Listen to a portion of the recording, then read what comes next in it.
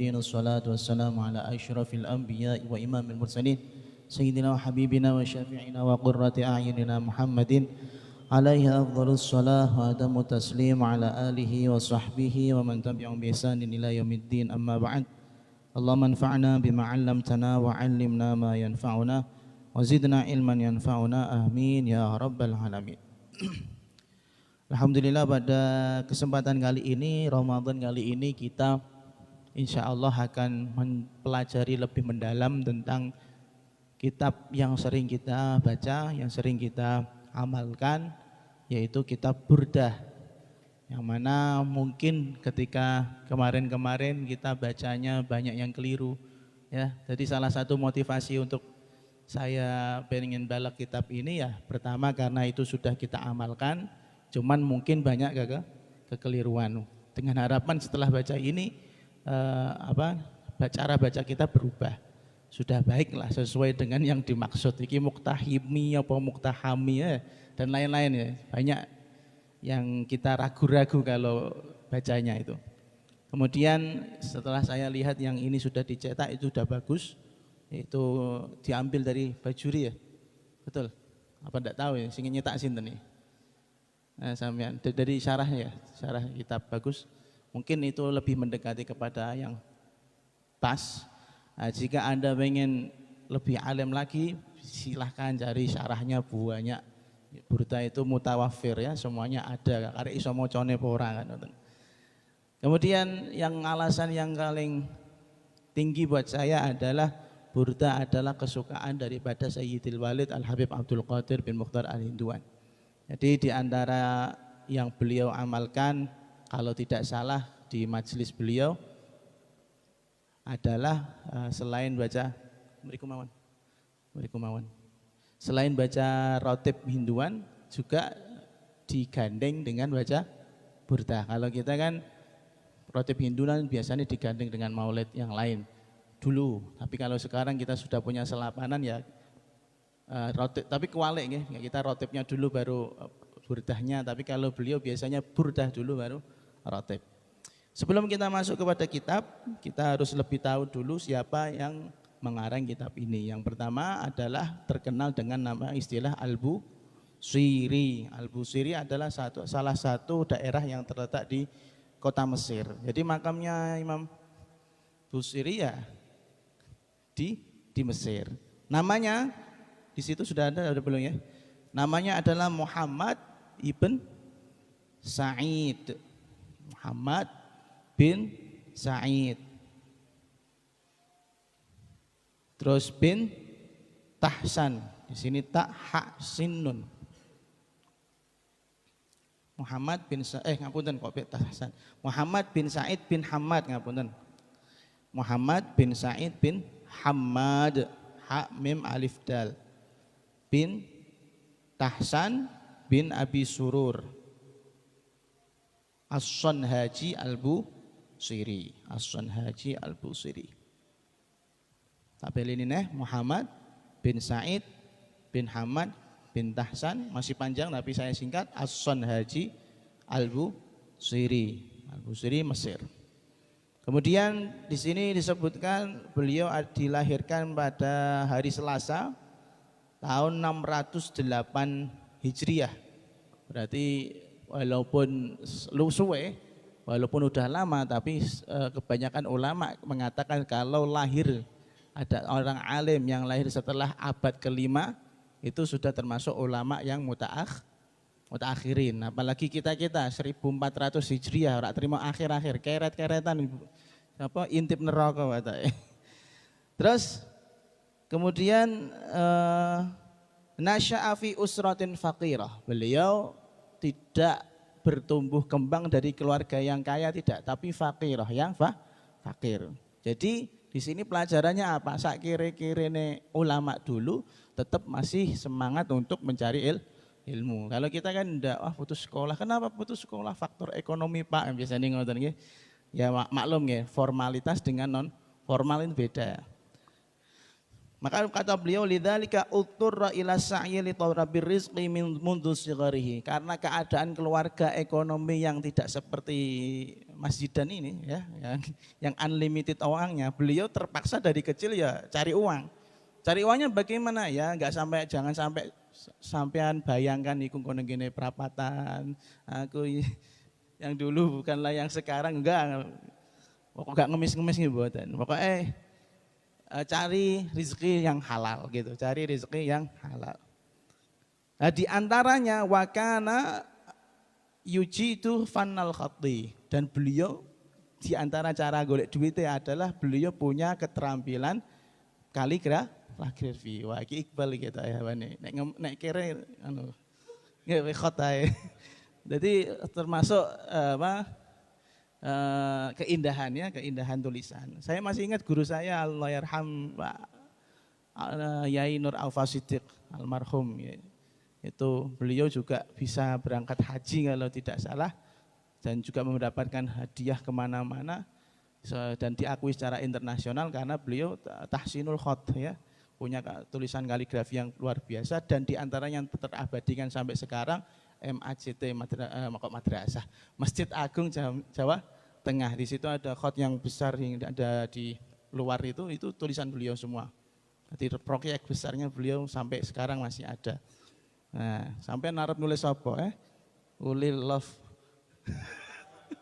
Farida ngono ya di tembok Al-Fatah gitu. Tidak ada yang mau melihat ya.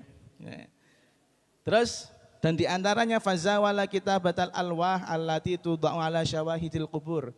Beliau juga menulis tulisan yang mana pada akhirnya tulisan tersebut ditaruh di atas kuburan.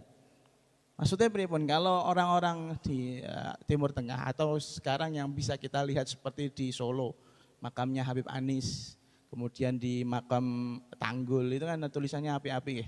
Itu kan memang butuh keterampilan. Beliau juga punya jasa nulis nulis khot untuk makam. Yo iku makame wong sing gede-gede, wong sing keren-keren. Nek sampean wis ora usah aneh-aneh nek durung gede ya.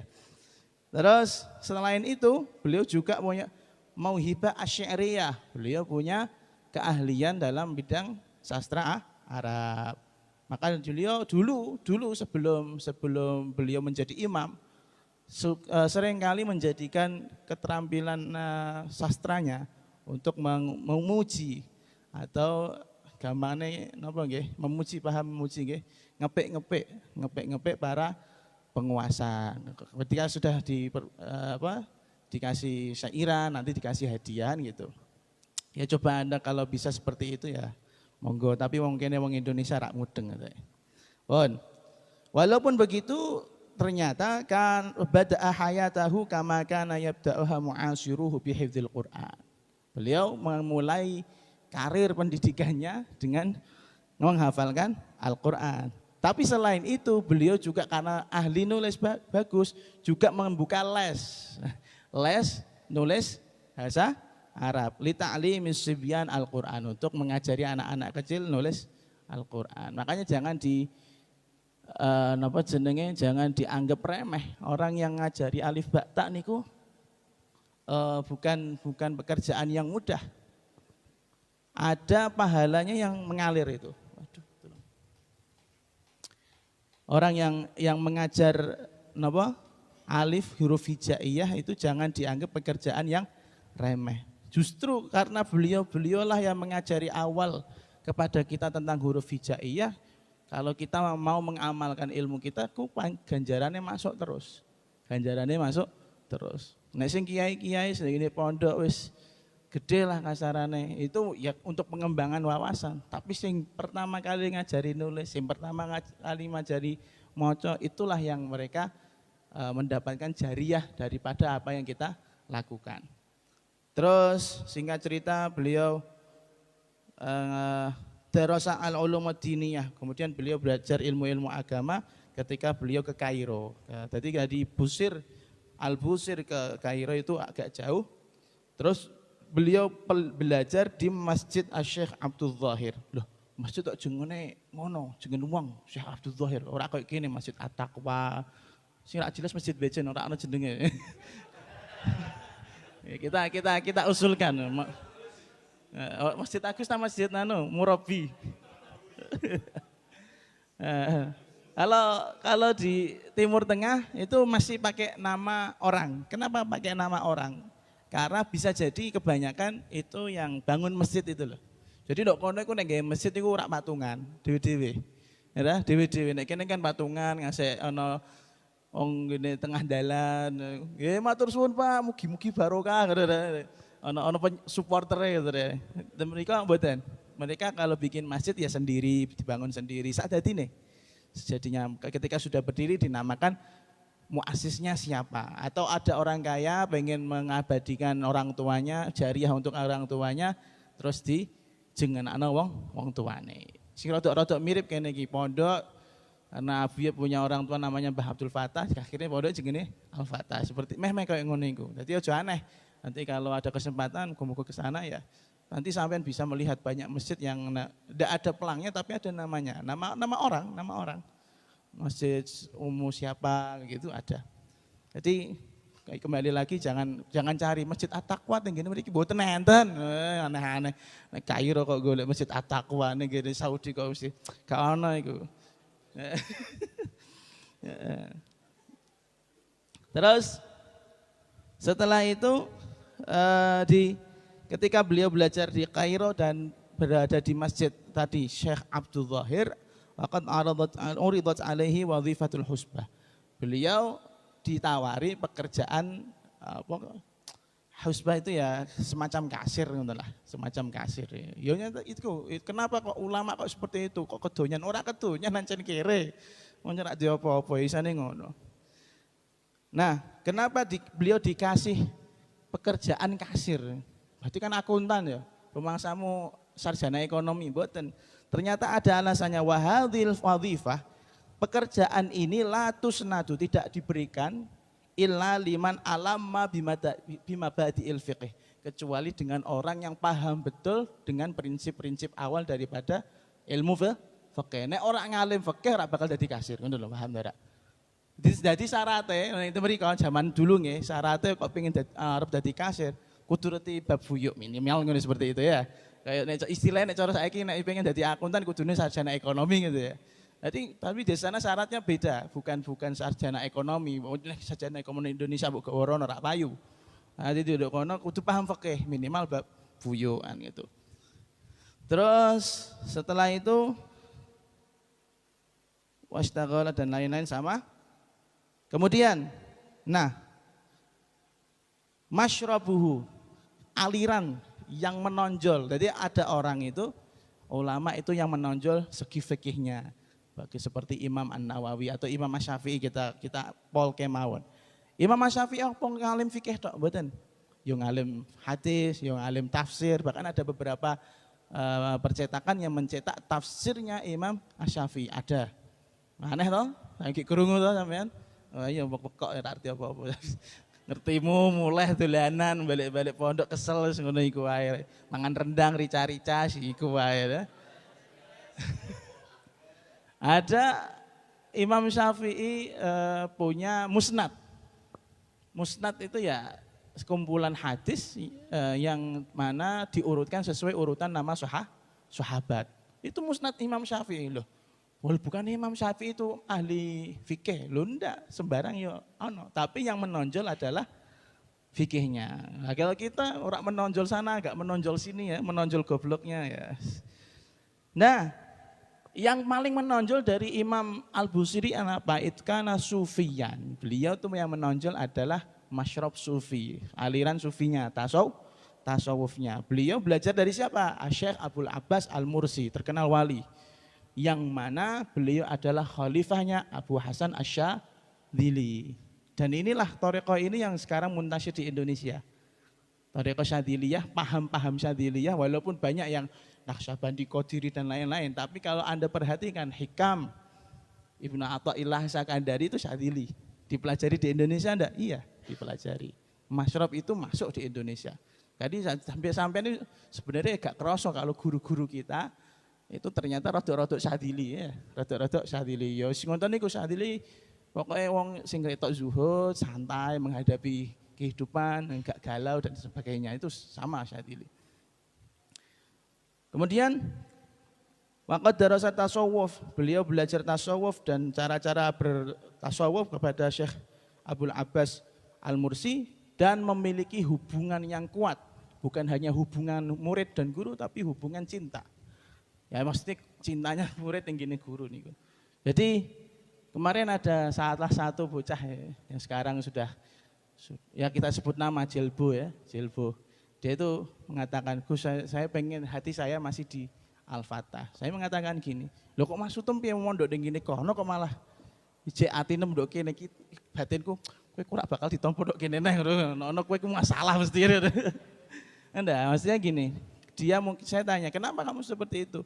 Kalau di sini itu masih diperhatikan Abu ya Umi, cintanya beliau berdua dan dalam itu masih saya rasa, tapi kalau di sana itu enggak kerasa katanya. Maksudnya dia enggak merasa mahabbahnya guru kepada murid. Terus saya bilang gini, loh sampean keliru, seperti itu keliru, jangan suudzon.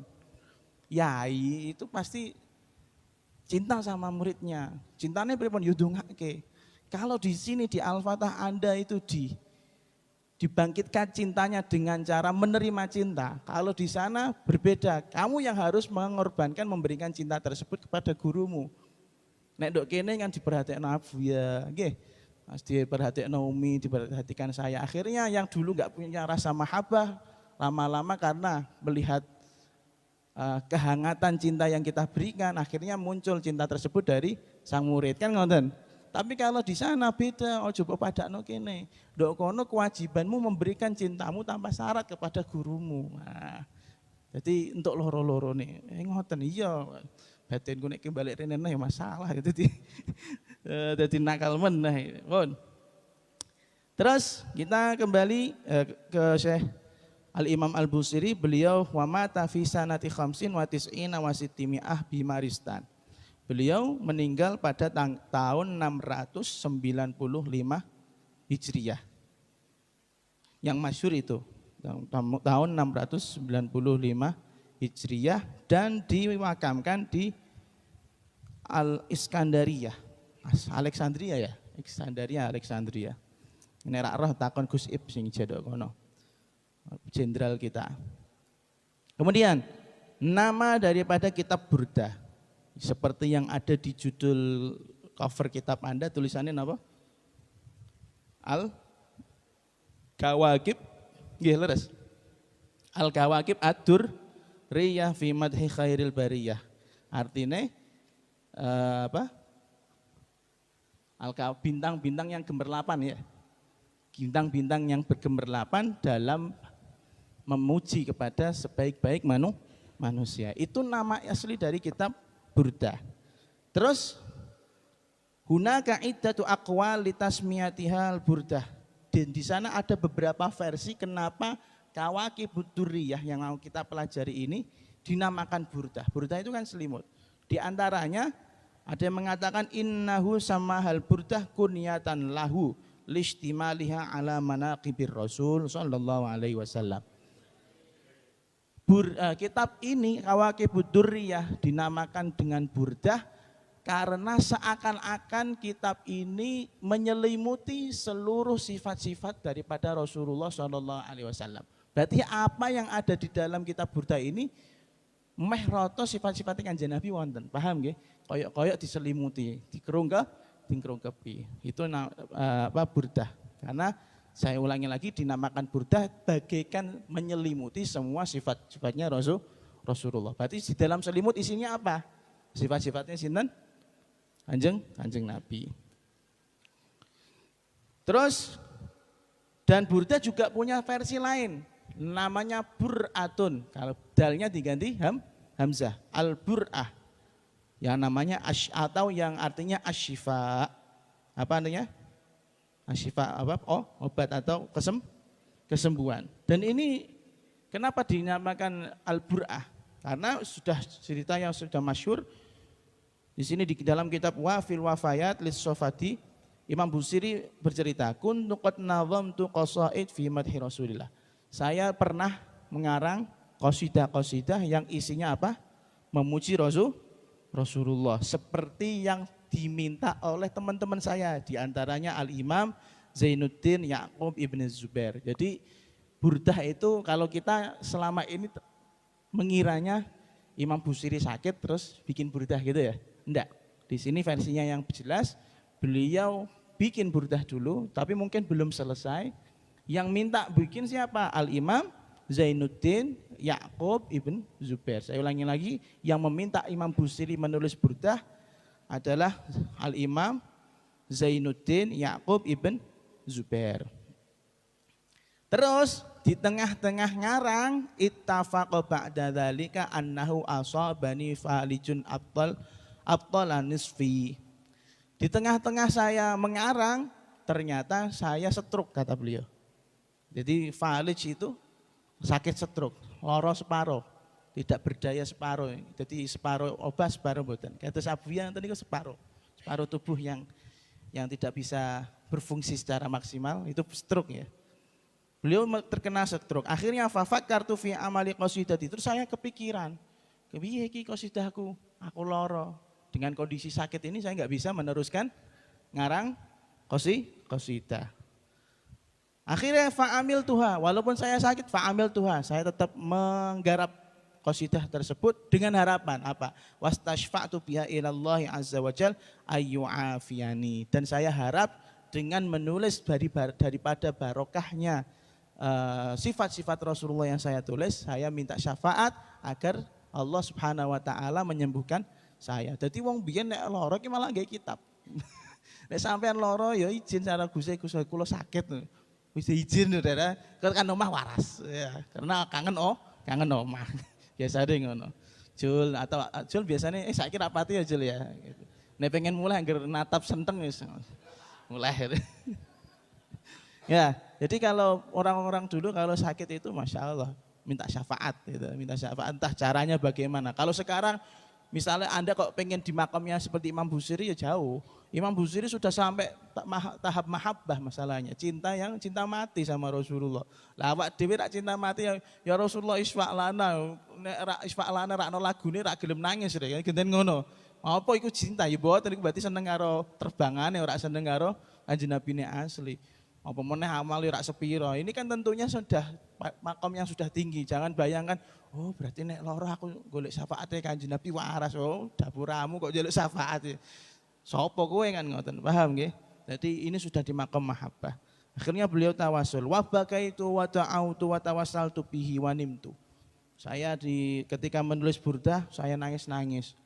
Saya berdoa, saya tawasul dengan Kanjeng Nabi hingga saya ketiduran. Ora kok kene jarak turu, bar iki ras dulu bar iki turu iki. Di dalam mimpi fara'aitun Nabiy sallallahu alaihi wasallam. Saya melihat Kanjeng Nabi ngapain? Masaha ala wajhi. Beliau mengusap wajahku dengan tangan mulia beliau dan habis itu wa alqa alayya burdah dan beliau menyelimuti saya. Setelah itu fantabahtu wa wajadtu fiyya nahdhah.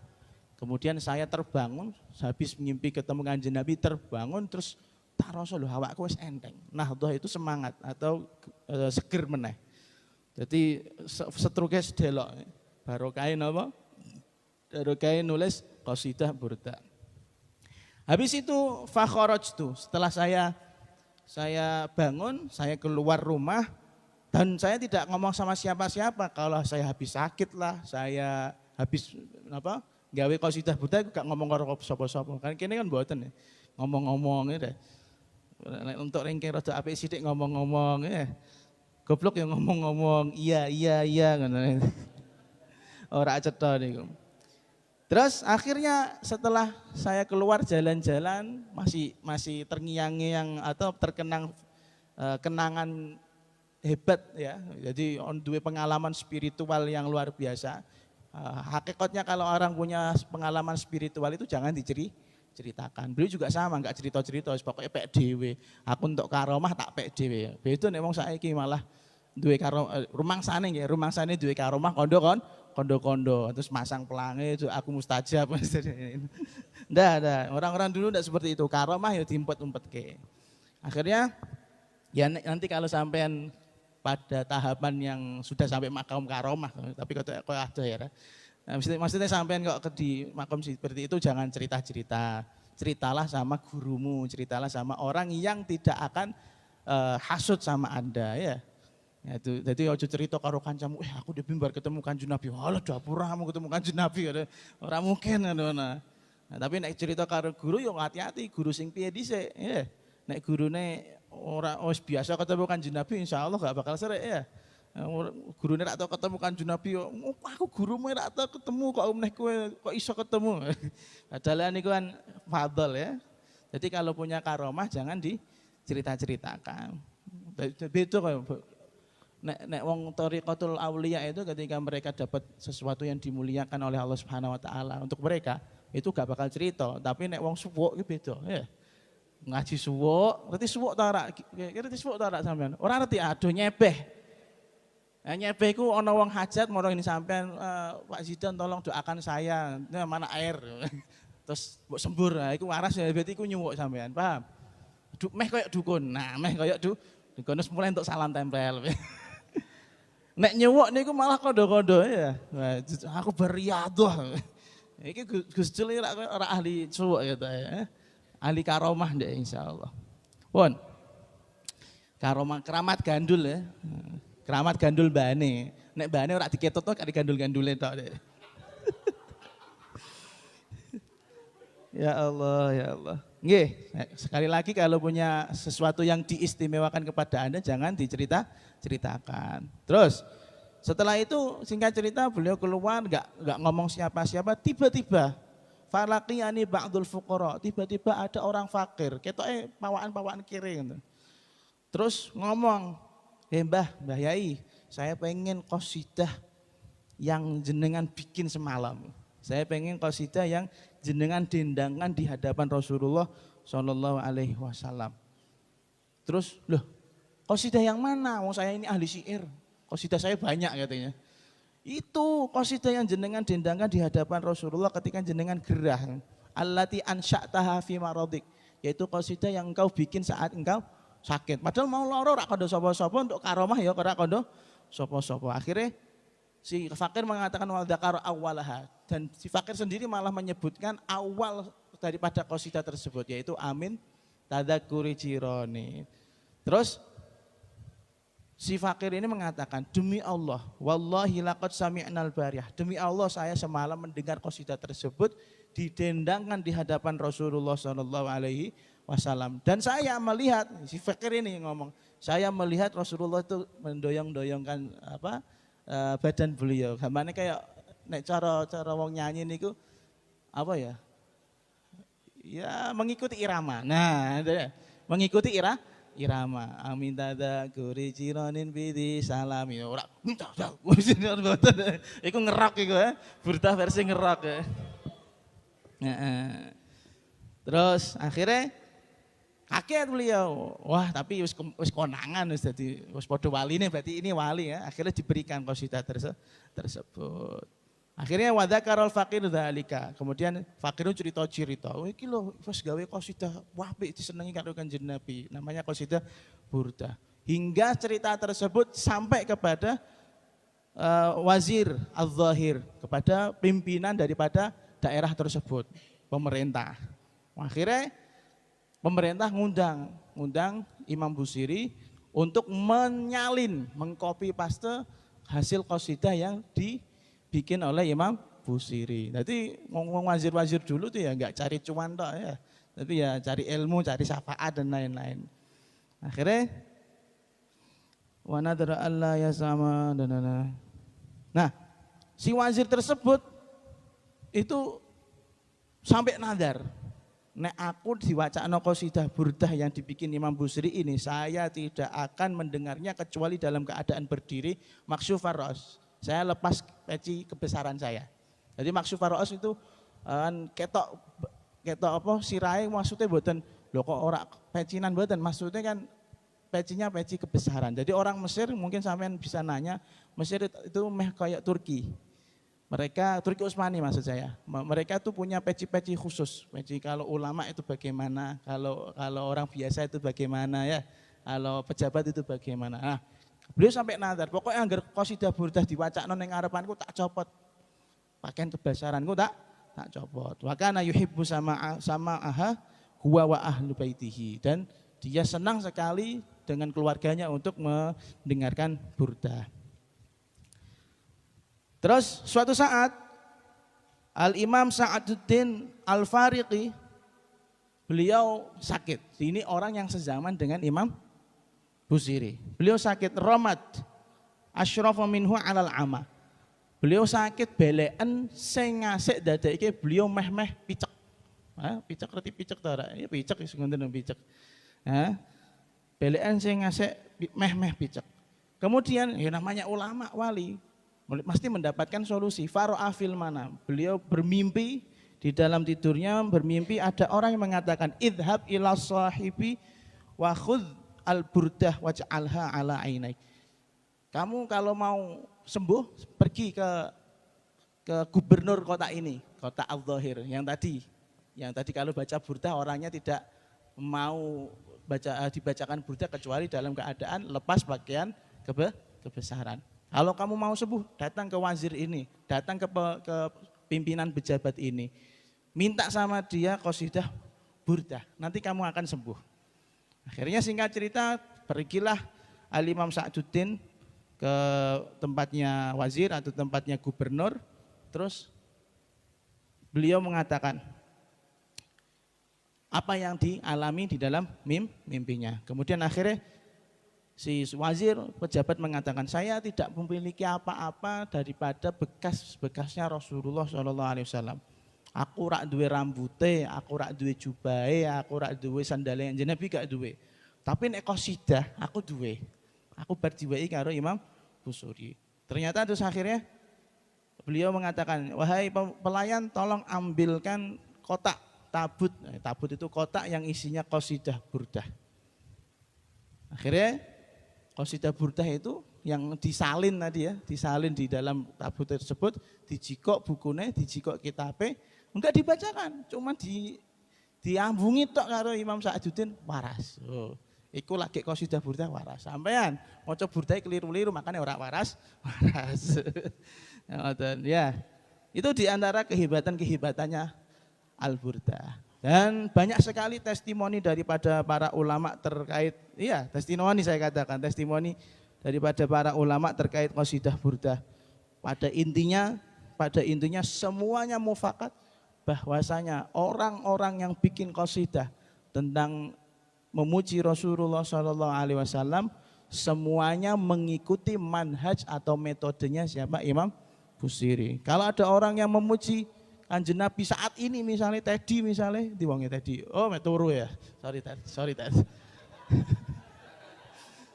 Misalnya Teddy kok memuji Kanjeng Nabi, masih kalah dengan Imam Busiri. Iya. Wong saya sendiri kalau ada yang lihat status saya yang kemarin itu lagu dinyanyikan cupong ra enak itu. Weling ta rak sing ku apa? Aku lali sih gawe dhewe kok lali ya.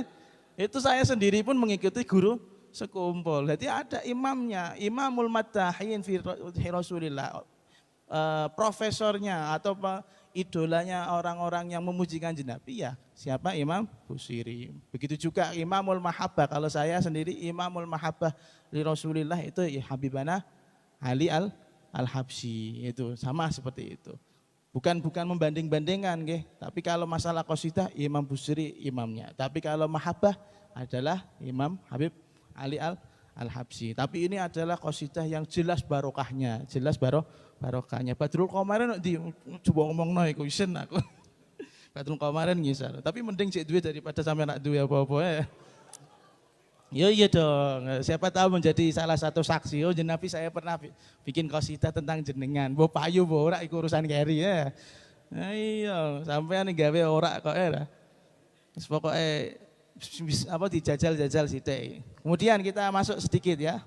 Al-faslul awal utawi iki ku fasal pertama fil ghazli ing dalem apa nek bahasa kerene romantisme ya atau romansa atau apa? Sebuah iku lah. Fil ghazli iki malah eling Sunaim kowe. Fil ghazli ing dalem cinta, percintaan. Fil ghazli ing dalam percintaan wasyak wal gharami. Ini sampean ana judulnya mboten? Mboten enten ya, tak tulis fil ghazli wasyak wa al gharami. Wa shin kaf wawu alif bengkong al gharam.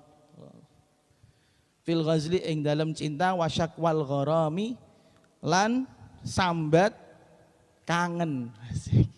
Sambat kangen, sambat rindu.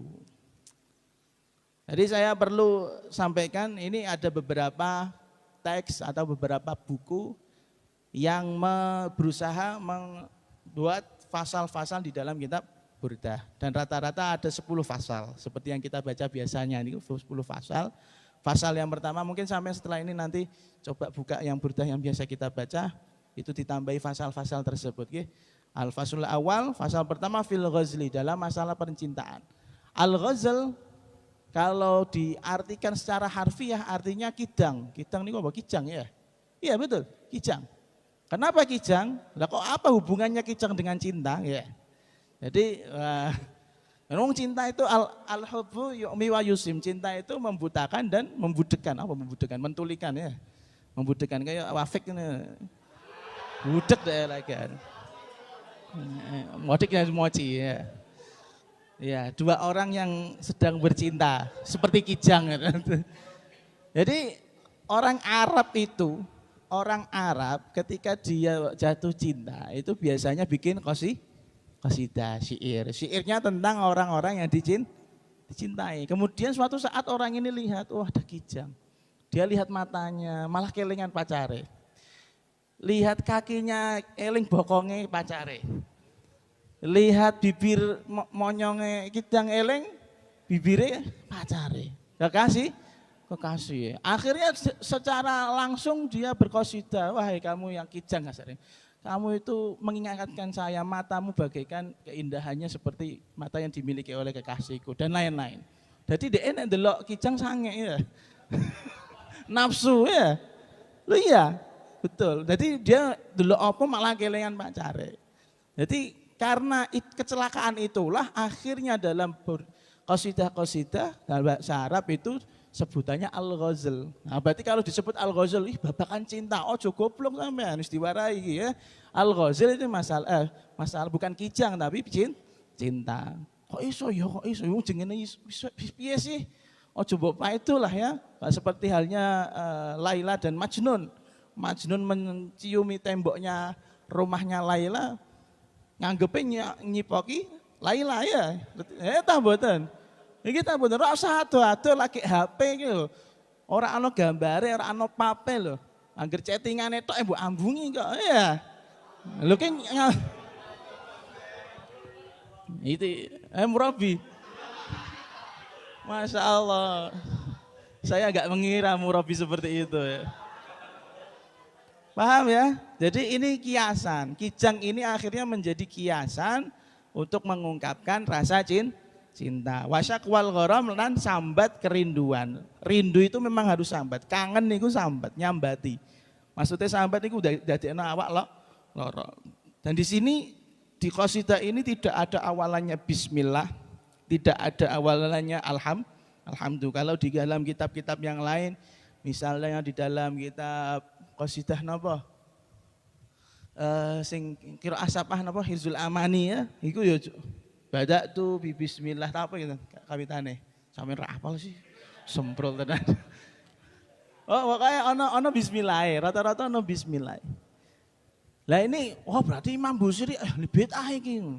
Ora nganggo bismillah, padahal dawuh Kanjeng Nabi napa?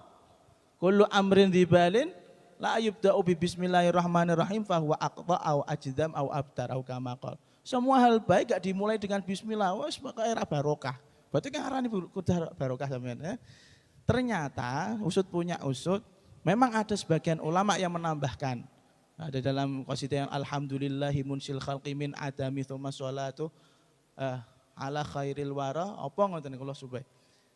Ternyata kata ulama sepakat, ini bukan karena Imam Busiri tidak mengikuti tradisi, tradisi daripada sunnah dalam agama Islam sing apik diawali bismillah. Tapi nek masalah qasidah, masalah syakwal ghara, masalah cinta, yo aja diawali dengan qasidah. Ini aslinya ya seperti ini ya. Jadi keindahannya justru di situ. Baru maca bismillah kok langsung syakwal ghara gak masuk. Ora masuk, gak in. Sampeyan mosok maca bismillahirrahmanirrahim. Ku berdiri, kira ono ora? Yo.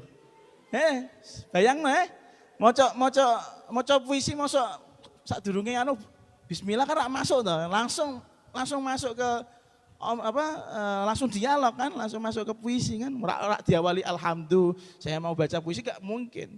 Pasti langsung masuk ke pembahasan. Nah, seperti itu juga. Makanya coba Pak itu Imam Busiri hanya mengikuti tradisinya dalam masalah cinta. Amin tadakuri jiranin bidi salami mazajtadam anjara min muqlatin bidami. Nah iki sing ketika mazajta rada angel ngomongnya ya. Amin tadakuri jiranin bidi salami mazajtadam anjara min muqlatin bidami. Ya ora apa-apa keselimpet-selimpet lah. Ayo. Maknani satu bait. Amin tadakuri jiranin ana ta saking kelingan pira-pira kekasih.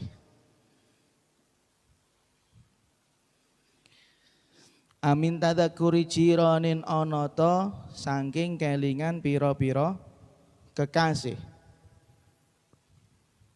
Bidi salami kang tetep ing dalem kok daerah di salam. Bidi salami kang tetep ing dalem daerah di salam. Di salam di sini syarahnya maudhi'un baina Makkah wal Madinah. Suatu tempat yang berada di antara kota Mekah dan Madinah. Mazajta nyampurake sapa sira.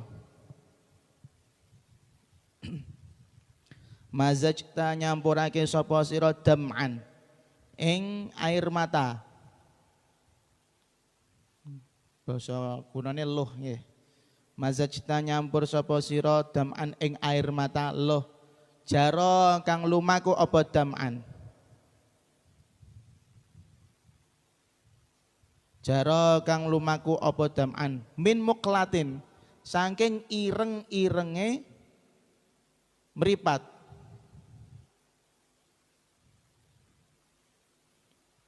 Min muqlatin saking ireng-irenge meripat bidamin dicampur kelawan apa? Bidami kelawan napa? Getih. Bidami kelawan getih. Jadi sekali lagi Anda kalau baca burdah, baca sih bismillah, tapi ini beliau ngarangnya tanpa ada bismillah. Jadi sebelum mengatakan amin tadzakuri, wong namanya ahli sastra itu suka menghayal. Ya, karena dia rindu, dia berhayal seakan-akan di depannya ada orang. Padahal ora ono wong. Paham nggih? Imam Busiri ku seakan-akan di depannya ada orang yang mana orang ini namanya Busiri juga. Jadi fotokopiannya Imam Busiri, paham sampean nggih? Aku misalnya Imam Busiri bayangno ono aku ndok kene. Sing ndok kene iki nangis. Nangis sampai nangis geteh. Padahal yang rindu siapa aslinya? Ya dia sendiri, tapi koyok-koyok ngomong karo bayangannya. Paham nggih sampean nggih? Jadi Imam Busiri membayangkan dirinya sendiri yang ada di depannya, ngajak ngobrol bayangannya, ngajak ngobrol hayalannya. Kalau dalam film-film teman hayalan ya. Iya, tapi ini teman hayalan biasa. Terus teman hayalannya itu nangis. Akhirnya dipaitu. Amin tadzakuri jironin bidi salami mazajtadam anjaro min muqlatin bidami. Hehe. Kamu kenapa? Apa karena kamu teringat kekasihmu yang ada di salam sehingga kamu nangis sampai metu geteh. Sampai metu geteh. Ono nangis sampai metu geteh. Ono ning film ya ono kok film apa sih nangis geteh iku? Ora Venom.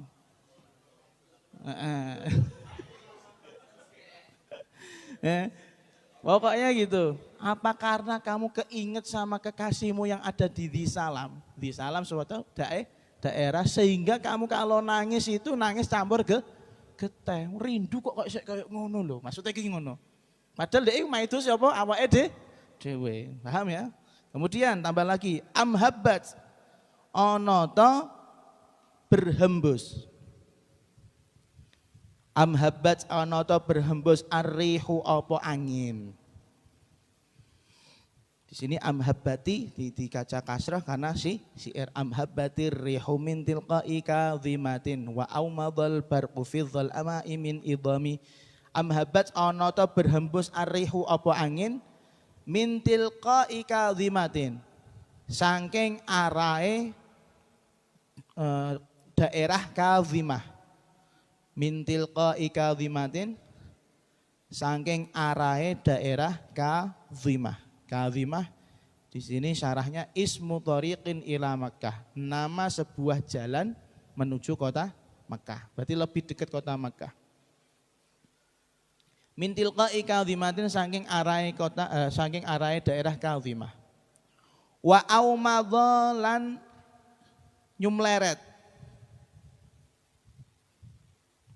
Wa aumadhalan nyumleret albarqu apa petir.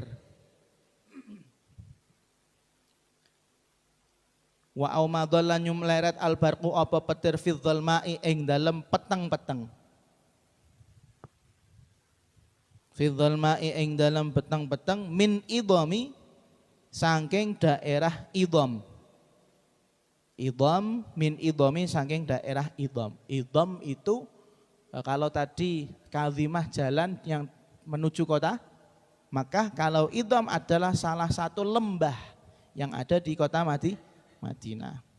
Ini masih nyambung yang di atas tadi.